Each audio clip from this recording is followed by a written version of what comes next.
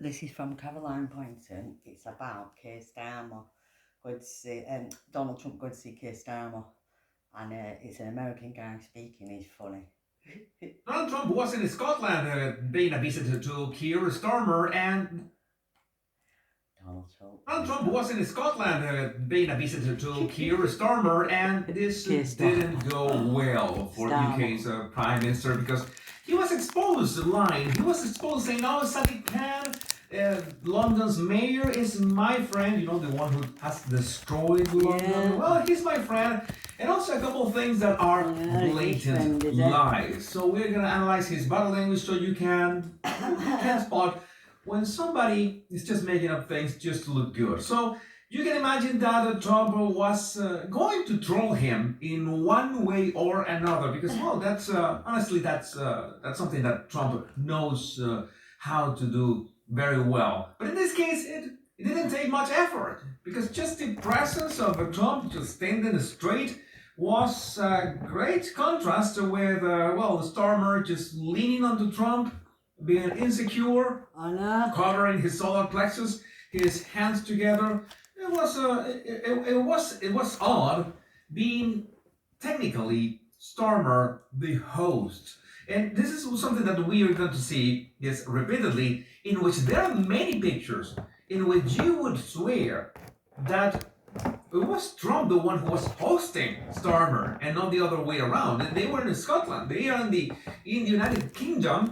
But right here, for example, in so many instances, Trump made sure to invite, or make Kier Starmer go to him, which is one of the things that I explained in this channel that's so important to, show power and display power, make sure that people go to you. Picture Kier Starmer inside the London Oval Office on Air Force One with Donald Trump earlier today. I could ask anybody on the street, anybody without any previous body language knowledge, and what do you think? Who do you think is the host and who do you think is the visitor? And they would say, well, man behind the huge desk must be the host in this case, and the one who is sitting in a very effeminate way with his legs crossed, like crushing whatever balls he has, and his hands both on his thighs, like covering, and a very awkward way, he hasn't got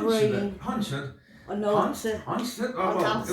know what I mean, and also his head, windle it when you don't have anything scripted for it. It takes real effort. Takes real effort to sit like this, like Kier Starmer is doing, because he was really uncomfortable, and the body language shows it. I mean, you could be sitting on that chair, and you can have a completely different body language, but he opted for, this effeminate pose. You tell me, he reminds me of why is he crossing his legs with a man? The funny socks. Uncross your legs, your balls are going to be squashed. So we also have this. The way Starmer keeps lying about this is sociopathic. His country arrests people for memes. It just set up a news task force to further enforce the speech codes online. And the guy said, in front of Trump, we are not censoring anybody. Really, He said that. And he said that without everyone, you cheeky bastard. Uncomfortable than anything. But before we watch this, we have the receipts. Let's watch the clip so you can see for yourself. Well, Kier Starmer wasn't like this with fucking Macron the other week. But at the same time, very strongly that we should protect our young teenagers. You have the fucking red carpet laid out and everything from the French government. What for? Yeah, he keeps mentioning, he kept mentioning that, oh, we are not censoring anybody. They were joking that he was going to censor Trump's Truth social account or Twitter or X right now or Facebook. And if you're on X, you might have noticed that if you're inside the United Kingdom right now, you will have a lot of trouble being able to see your updates because a lot of accounts, a lot of updates, a lot of posts are just censored thanks to the UK government. So this is a blatant lie. And you see in his mannerisms, I'm going to play this without sound. Play this without sound so you can see that he has the same posture. He is completely locked, not open. He's leaning away from the reporters. He is, doing this gesture, which is odd. It doesn't mean anything in itself. But it's like he is nervous because it's not a natural expression with a single hand or at least two hands. No, he has his hands locked between each other, and then he begins pointing at himself. What is he saying? When we are protecting our teenagers because he wants to portray himself as that. I'm just protecting our teenagers, and that's why he gestures towards himself. But that is what he's really doing is this, and this is what I wanted to show you. New UK's controversial Online Safety Act prohibits illegal content online about illegal immigration and people smuggling. You cannot deny, you cannot have an opinion, you cannot denounce, you cannot expose what is going on in the UK. That's why I have so much trouble. That's why I made a video about I won't be visiting the UK anytime soon because I know for a fact that I will get into trouble as soon as I step foot in there. The kinds of illegal content and activity that platforms need to protect the users from are set out in the Act. So the users cannot regulate their own behavior. It's the platforms that have to regulate what is exposed to the users. And well, for once, if you pretend to protect people from fraud, that's going to be hard enough. But that's the least of our problems, or at least the least of the UK's problems. Because when platforms have to protect people from posts that say, or talk about illegal immigration and people smuggling, that is censorship. Because that is something that is actually happening in the UK, and Kier Starmer and the Starmer's government and the Labour Party don't want people to find out about this. They don't want anybody to be talking about this, and that's what is a lie. And regardless of what Trump tried to say in front of him, because Trump doubled down on this. I'm going to play this clip, by the way. What's wrong with free speech today? Well, free speech is very important. I don't know if you're referring to any place in particular, perhaps they are, but we've had free speech for a very, very long time here. Notice that Trump says, I don't know if you're talking about any place in particular, and he looks at Starmer, and Starmer is, oh my God, you know what time is this? And he's like kind of looks at his watch or something, does this nervous gesture. It is time that we move on and stop taking questions from the press because they don't know what they're talking about. It's so pathetic. This little man who has done so much bad stuff for the country to act like this. And so that J.D. Vance, you remember that J.D. Vance called him out at the Oval Office a couple months ago. We also know that there have been infringements on free speech that actually affect not just the British, of course, what the British do in their own country is up to them, but also affect American technology companies and by extension American citizens. So that is something that we'll talk about today at lunch. We've had free speech for a very, very long time. We had free speech for a very, very long time in the United Kingdom, and it will not for a very, very long time. But no, certainly we wouldn't want to reach across US citizens, and we don't, and that's absolutely right. But in relation to free speech in the UK, I'm very proud about that. Yeah, one thing is the history, one thing is what he's doing right now, how he's destroying that history of free speech. And if you can say that there was any free speech at all. In regards of body language, there's a very interesting clip in which I'm going to play this without sound. And Trump was talking about all the stuff between the United States and the UK. And you can see right now how uncomfortable I could just I'm gonna leave those subtitles in there so you see what Trump was talking about. You see his expression of being literally lost, as in terrified. We have seen Kier Starmer in other opportunities talking to the press, and even if he's always got his kind of awkward face, which is part of his body language baseline, his usual body language. This is being extra uncomfortable because Well, you know that if you're not doing your things, you don't have all your ducks in a row. If you have a meeting with Donald Trump, he's going to call you out for that in front of the camera. So he was just expecting for that to happen. That's my best guess. This is going to explode at any minute.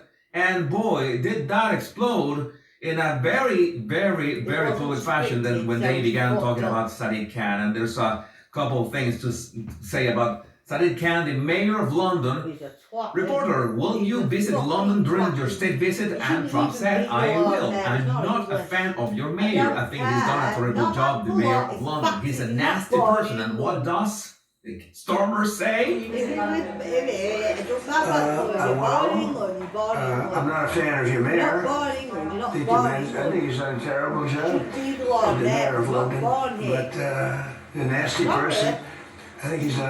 I think he's a friend of mine. No, I think he's done a terrible job.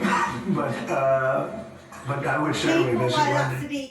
Yeah, it doesn't matter if he's a good friend of yours. Kier, two-tier Kier, he's done a terrible job. He has destroyed London.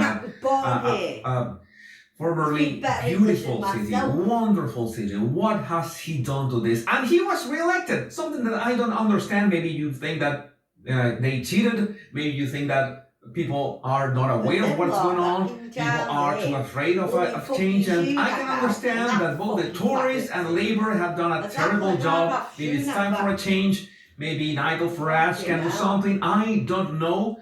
Maybe Rupert Lowe has some kind of opportunity for this. But again, this is the kind of news that concerns us about London. 2 men are dead and another is fighting for his life after yet another brutal quadruple stabbing in London today. Donald Trump was right to call out Sadiq Khan.